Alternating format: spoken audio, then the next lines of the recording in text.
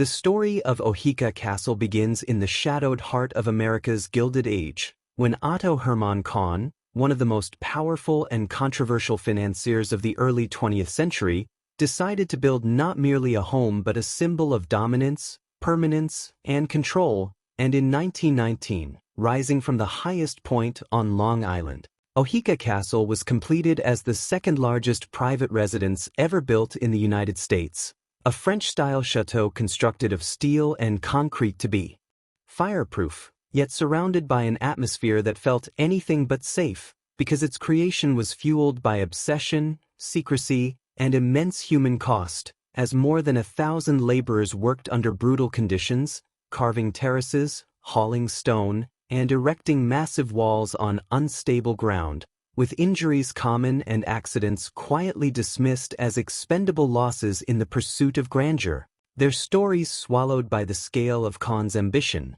Oheka was deliberately isolated from surrounding communities, elevated above them physically and symbolically, reinforcing Kahn's belief that power should look down on the world, and inside, the castle was designed to overwhelm, with endless corridors, towering ceilings, and rooms so vast they swallowed sound, creating an eerie silence even during grand parties attended by bankers, politicians, and elites who shaped America's financial future behind closed doors. Because Oheka was not simply a place of entertainment but a strategic fortress where deals were whispered, fortunes manipulated, and economic futures decided away from public eyes.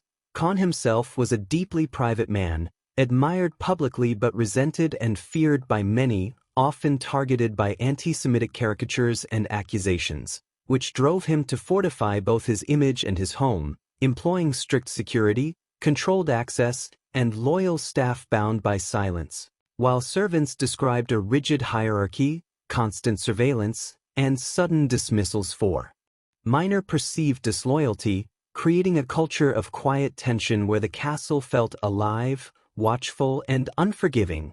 Despite its fireproof construction, Oheka experienced repeated internal incidents, including electrical failures, early elevator malfunctions, and heating system breakdowns that trapped workers in service areas, incidents quickly repaired and never disclosed, reinforcing the sense that problems were to be buried, not solved openly, while Kahn's personal life remained equally sealed as he retreated further into isolation, hosting lavish events yet remaining emotionally distant, walking the grounds alone at night, and overseeing every detail as if time itself were an enemy closing in.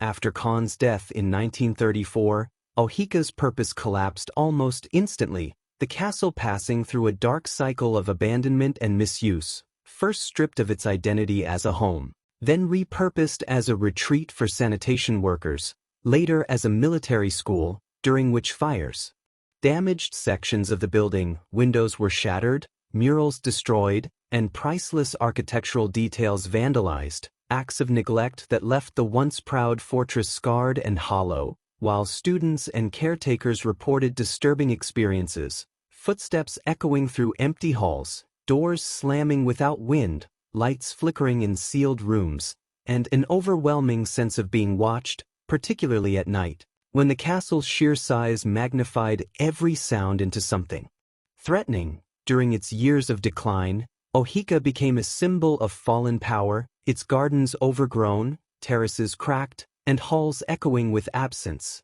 mirroring the collapse of the financial empires that once thrived within its walls. And when restoration efforts finally began decades later, workers uncovered sealed rooms, hidden service passages, and forgotten artifacts that hinted at how tightly controlled life inside the castle had been, reinforcing the idea that Oheka was designed as a machine of authority rather than a place of warmth. Even today, despite its restoration into a luxury venue, the castle retains an emotional weight that visitors often describe as unsettling, as if beauty alone could not erase the residue of ambition, secrecy, and fear embedded into its structure, because Oheka Castle's true darkness does not lie in a single crime or ghostly legend, but in what it represents: a monument built to defy time, dominate landscape, and silence vulnerability, created through unseen labor, sustained by control, and nearly destroyed by the same excess that gave it life, standing now as a reminder that the grandest castles are often constructed not only from stone and steel, but from obsession, isolation, and the quiet sacrifices history prefers to forget. During Oheka Castle's construction, more than 1,000 workers labored on steep terrain and massive stone structures. Several serious injuries occurred from falls, heavy equipment accidents, and scaffold failures. At least one fatal accident is referenced in local accounts but was never publicly detailed. Otto Hermann Kahn enforced strict discipline. Servants reported being constantly watched and abruptly fired for minor mistakes or suspected gossip. These firings became notorious and created an atmosphere of fear inside the castle. Early electrical systems and elevators failed multiple times, trapping staff in service corridors and elevators. These incidents were repaired quietly to preserve Oheka's image as a perfect estate. Due to Kahn's controversial financial power and anti-Semitic threats, armed guards were stationed on the property. Visitors described the unsettling experience of being searched or escorted. After Kahn's death in 1934, Oheka suffered fires while operating as a retreat and later as a military school. Several rooms and structural elements were damaged or destroyed. During its time as a military academy, students reported unexplained noises, doors slamming, and shadow figures, particularly in stairwells and unused wings. During abandonment periods, the castle was vandalized, windows smashed, murals destroyed, and valuable materials stolen, leaving lasting scars.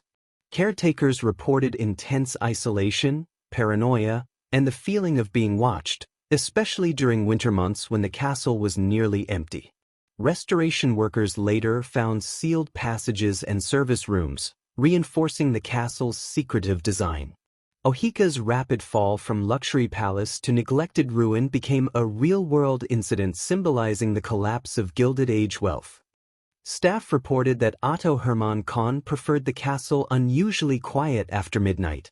Entire wings were shut down, lights extinguished, and servants restricted from movement.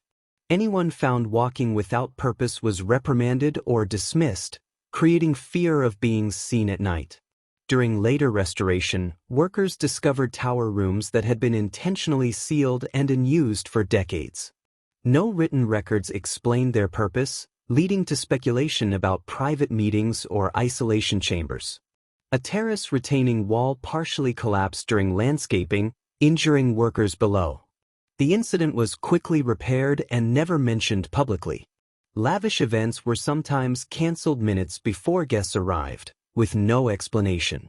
Servants later claimed Kahn received threatening letters or disturbing news before these cancellations.